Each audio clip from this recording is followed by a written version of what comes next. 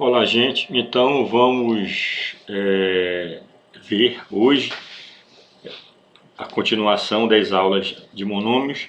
Vamos trabalhar hoje com polinômios. Vamos ver o que é exatamente um polinômio e as suas peculiaridades. Me acompanhe, por favor. Nos cálculos algébricos que fizemos até agora, consideramos apenas expressões algébricas chamadas monômios, que é um tema já estudado. Tudo bem? Acompanhe essa situação. Primeiro, qual é a expressão algébrica que representa a área da figura a seguir? Então nós temos uma figura aí, de lilás, que foi dividida em duas partes, um retângulo de lado AB e um quadrado de lado X.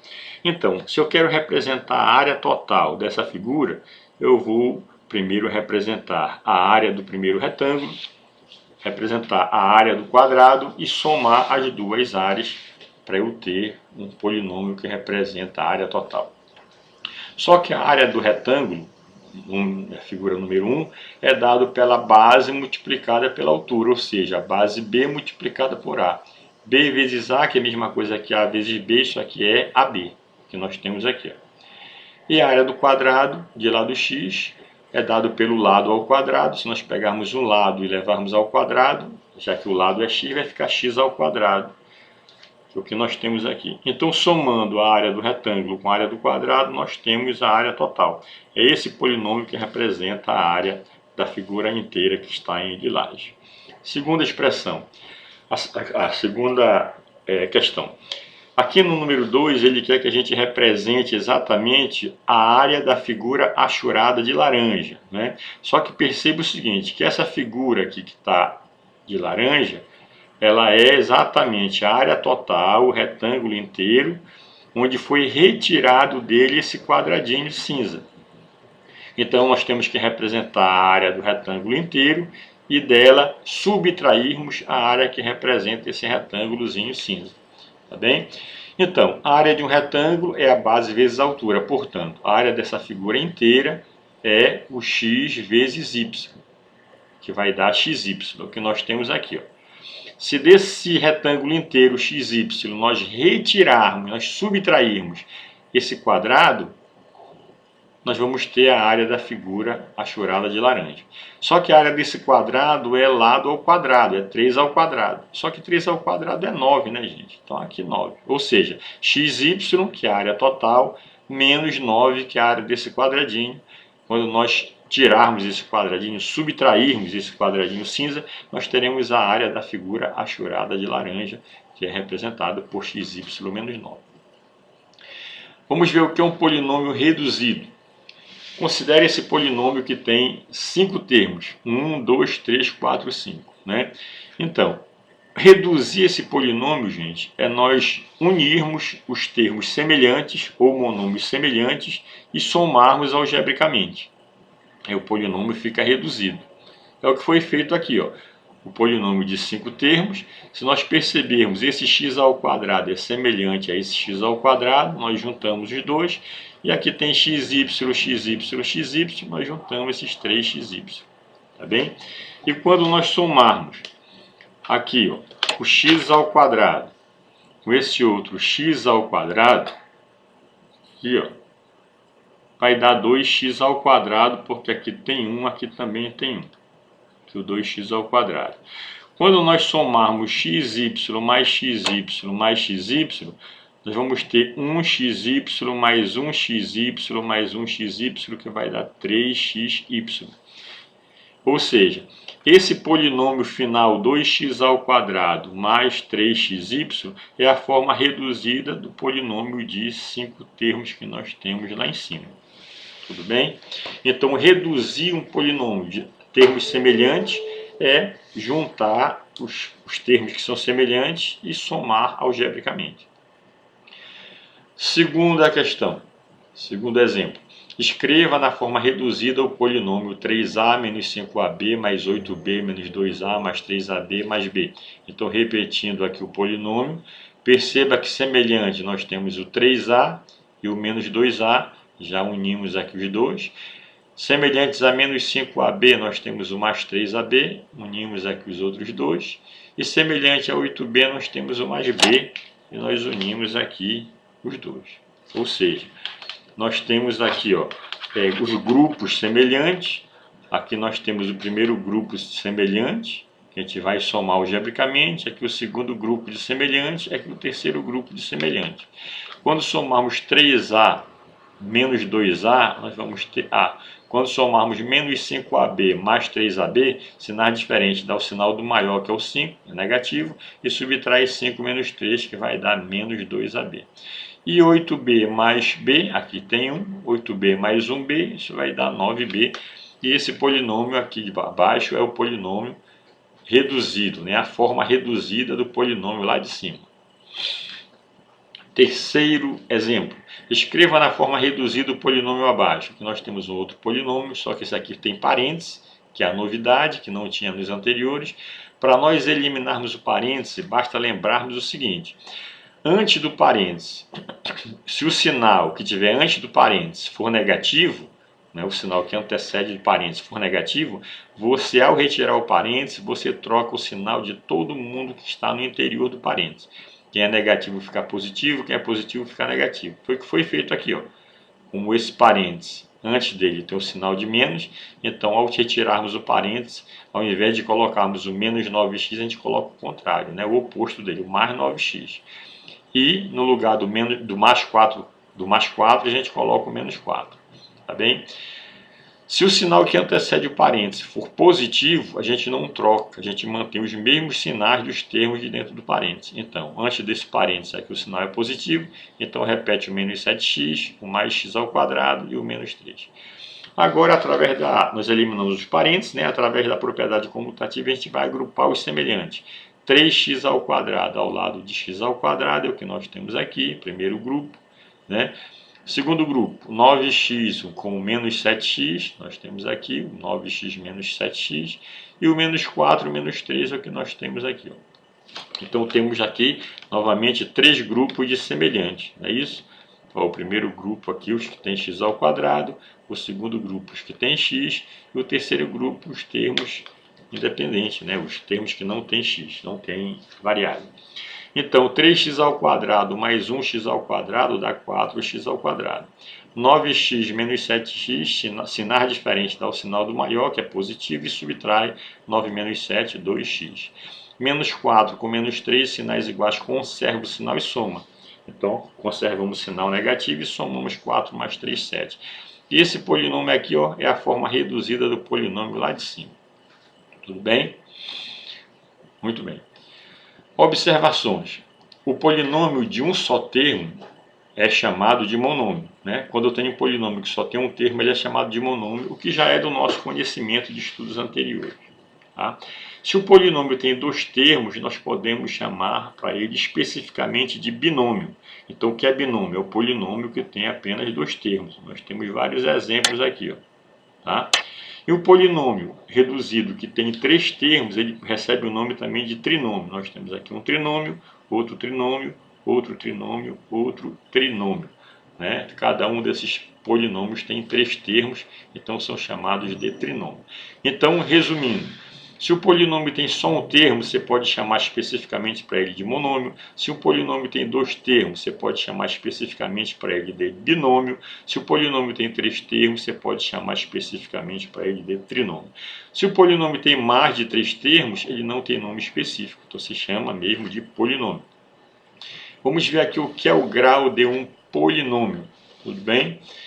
O grau de um polinômio, gente, ele é dado pela soma, tá? O grau de um monômio, nós vimos que ele é dado pela soma dos expoentes das variáveis. Né?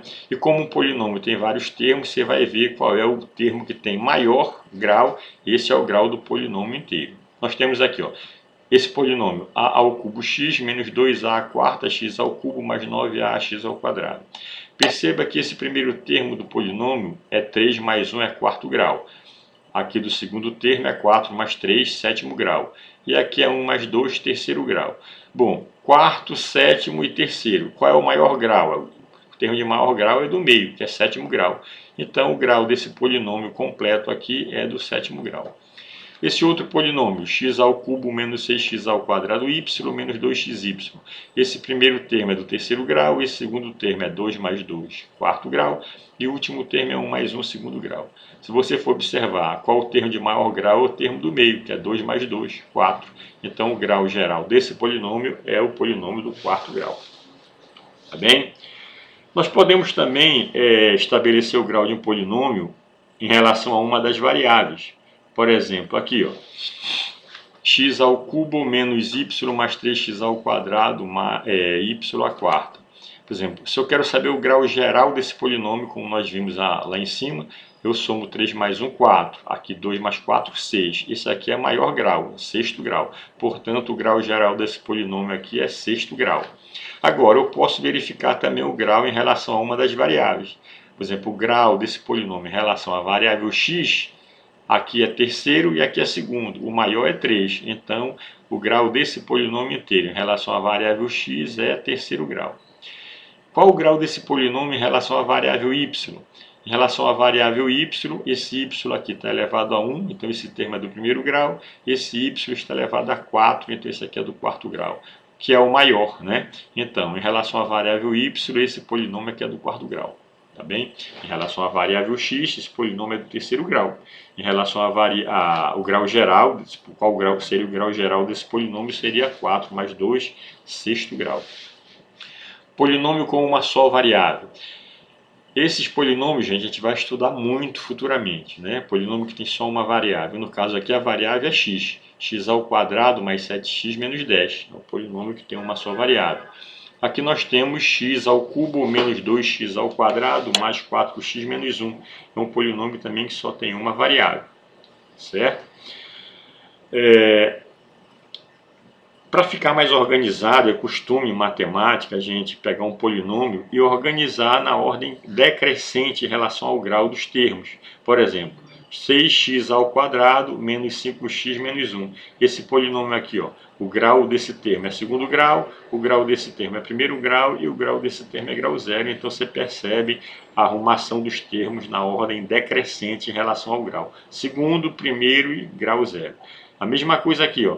X ao cubo menos x menos 7. Grau 3, esse termo aqui é do terceiro grau, esse termo aqui é do primeiro grau e esse termo aqui é do grau zero. 3, 1 e 0. Né?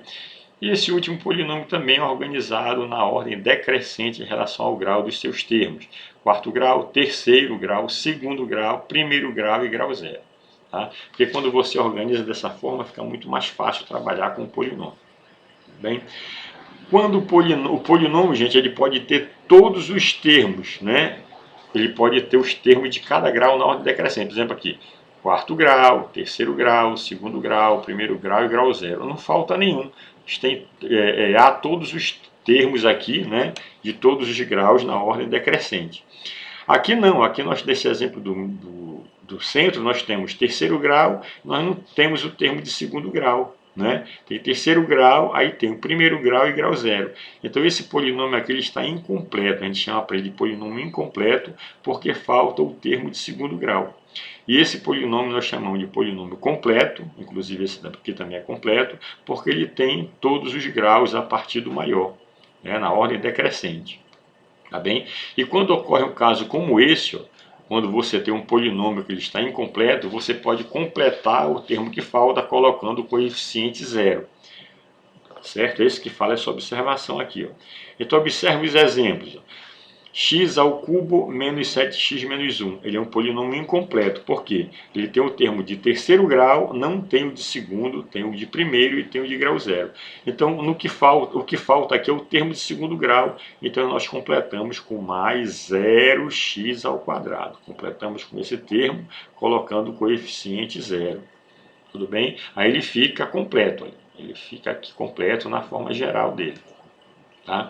Observe esse outro exemplo, x à quarta menos 9. É um polinômio também incompleto. Por quê? Porque ele tem o termo de quarto grau, mas falta o termo de terceiro grau, de segundo grau, de primeiro grau e só vai ter o termo de grau zero. Tá certo? Portanto, a gente pode completar colocando termos com coeficiente zero. Aqui, ó. quarto grau, x à quarta, né? Não tem o termo de terceiro grau, então a gente completa com mais 0, x à terceira. Não tem segundo grau, completa com mais 0, x ao quadrado. Não tem o termo de primeiro grau, completa com mais 0x. E, finalmente, o termo de 0 grau, que é o menos 9, a gente repete aqui. E nós temos o polinômio, que a princípio estava incompleto, nós temos ele agora escrito na sua forma completa. Tá bem? Tarefa de aprendizagem. Vamos trabalhar para animar a aula de matemática. Primeira questão, escreva o polinômio a seguir na forma reduzida. Você tem um polinômio com 1, 2, 3, 4, 5, 6, 7 termos. Você vai agrupar os termos semelhantes, né, somar e subtrair esses termos semelhantes e vai reduzir esse polinômio, vai escrever esse polinômio na sua forma reduzida. Tudo bem? Segunda questão. Ao resolver uma questão, Fernanda chegou ao seguinte polinômio, esse polinômio aqui, com parênteses. Letra A, qual é a forma reduzida desse polinômio? Você vai reduzir esse polinômio, como nós vimos anteriormente, e depois vai dizer se esse polinômio é um binômio ou um trinômio. Terceira questão, qual é a forma reduzida desse outro polinômio? Também vai reduzir, como nós fizemos anteriormente. Quarta questão, em relação à variável x, qual é o grau desse polinômio? Preste bem atenção, a questão não quer saber o grau geral do polinômio, quer saber em relação à variável x somente. Quinta questão, escreva a forma geral do polinômio c à quinta menos 1. Olha, esse polinômio aqui é do quinto grau, ele está incompleto, você vai escrever na forma completa. Sexta questão, qual é o polinômio reduzido que expressa a área dessa figura que tem amarelo? Então você vai interpretar essa área toda de amarelo e vai escrever um polinômio que representa a área dessa figura de amarelo. Sétima questão, um desafio bem simples. Todos os polígonos são regulares, ou seja, tem os lados iguais e os lados deles todos têm a mesma medida, que é x, né? A letra A quer saber o seguinte: o que representa a expressão algébrica escrita dentro de cada um desses três polígonos? Por exemplo, o que representa essa expressão algébrica 3x para essa figura? Essa expressão 4x para essa figura e essa expressão 5x para essa figura. Você vai dizer o que é que representa, né? E a letra B, qual é a expressão algébrica que deveria estar dentro dessa figura para ela representar a mesma coisa que as demais representam no interior de cada figura. Tudo certo? Então, gente, resolva as questões, depois vocês devem conferir aqui as respostas. Aquela questão que não coincidia porque você errou, eu sugiro que você refaça novamente. Tudo certo?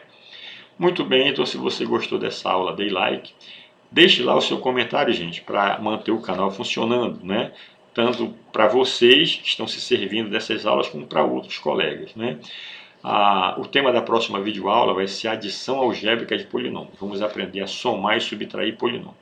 Então estuda que a vida muda. Até a próxima.